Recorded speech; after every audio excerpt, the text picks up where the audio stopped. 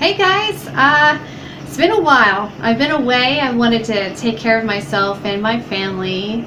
Matt has found a new love and he's going really well. So he will possibly be making some surprise appearances, but Take Me Home is starting up again and we're so excited. We are going to start with something that is a little bit more serious, however. As you know, I've been looking into the coronavirus, which is really, something that a lot of people are concerned about now. I've been kind of researching and how to protect my family and how to understand what the press is actually trying to say. And in my research, I came across this lady named Sarah, who writes for Red State Abroad. She lives in Switzerland, but she is from the United States and has lived around the world, and including in China, right up until a few months before the coronavirus, or what she calls the CCP virus, which stands for the Chinese Communist Party. So she lived there right before this hit and moved to Switzerland, which I believe she thinks are lucky stars for. And so she has a lot to say, and I felt like she had the heart to really talk about how to help our families. She's got 3 children, she's married, and 3 young children. And so I invited her to come on. So with that in mind, this is a more serious topic. This is where you might want to, if you have younger kids around, to put those earbuds in if you want. That now would be a good time. So with no further ado, here's Sarah, and I hope you learned something from it. Please give us some feedback. Don't forget to like and subscribe. Okay. Hi, Sarah. Hello. Thanks for coming on. I know you're a busy mom of 3 young children. I am, but thank you so much for having me. I really appreciate the opportunity. No, we thank you. Thank you, seriously. What inspired you to write this article? I am very troubled with the way that Western media is covering this crisis. There seems to be no pressure or heat put on the Chinese Communist Party for their negligence, which has, they're the sole reason for the spread. Instead, the narrative is totally directed at our own government and their ineptitudes, some of which are warranted, granted, but there just seems to be no culpability laid at the feet of the CCP, and that appears to be at the behest of the Communist Party. And what I'm watching is history being rewritten in real time in favor of the Chinese Communist Party. You refer this virus as the CCP virus, or the Chinese Communist Party virus, instead of the Chinese virus or the COVID or the Wuhan virus. Why do you refer it to the CCP virus? Because this virus is the direct result of CCP negligence and malfeasance and deceit. This is not the fault of the Chinese people. It's not the fault of the people in Wuhan. This is 100% the fault of the Chinese government lying and having no regard for anyone but themselves. Well, I think everybody knows, about this virus by now, and but everybody's following the news and everything. But could you summarize what these lies are by the CCP, please? Okay. There's quite a few. So starting from the beginning, there was a total denial that it even existed.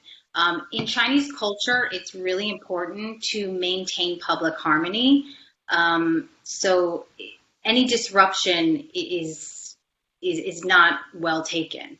So, but given how serious this was, sorry, you needed to disrupt public life, to save people. Afterwards, they lied about the human transmissibility, which the WHO then repeated, or the World Health Organization.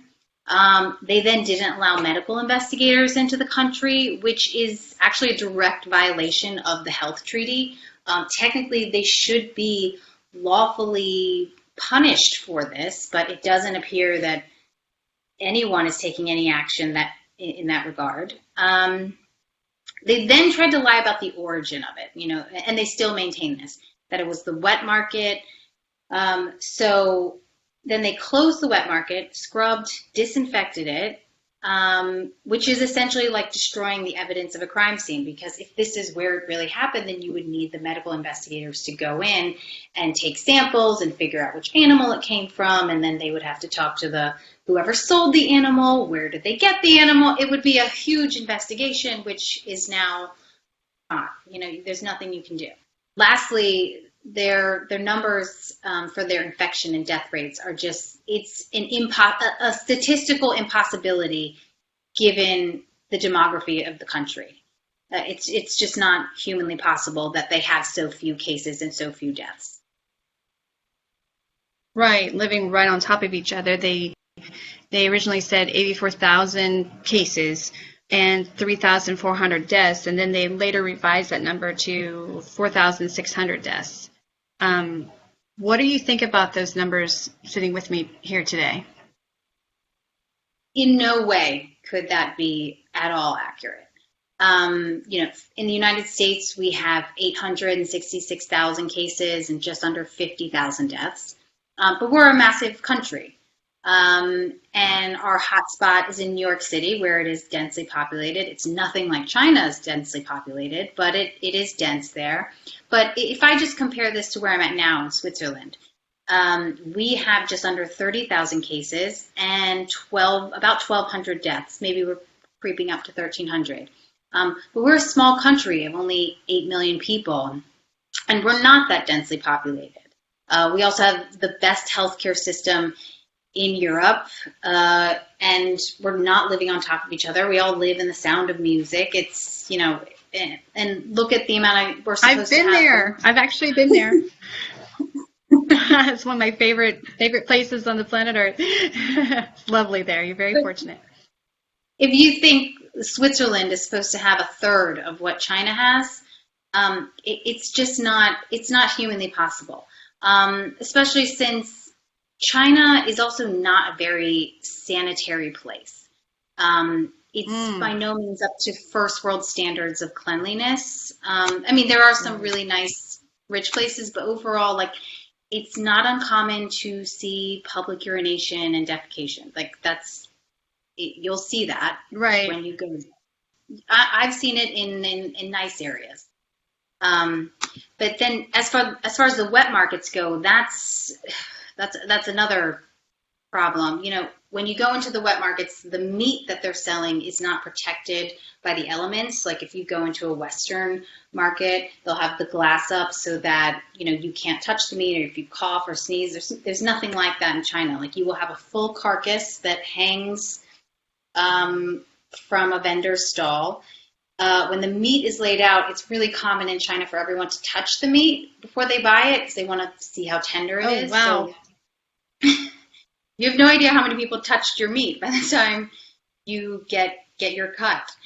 That is really scary. They'll pick it up with their bare hands. They'll take your cash. They'll lick their fingers to count the money. It's, you see lots of people spitting on the ground, and we realized really quickly that we would not be wearing our shoes inside the house.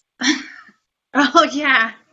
I know. I don't like to do that anyway, but in that environment, I couldn't imagine. And it's so sad because I don't think that that's how their relatives just 100 years ago lived. You know what I mean? That they changed so much because of how the Chinese Communist Party took away their traditional culture. It's really sad, I think. Okay? Thank you. Hi again. This was the end of part 1A. Don't forget to hit like and subscribe and leave a comment below, or if you have a question, we would love to hear from you. Sincerely. All right, until next time, take care.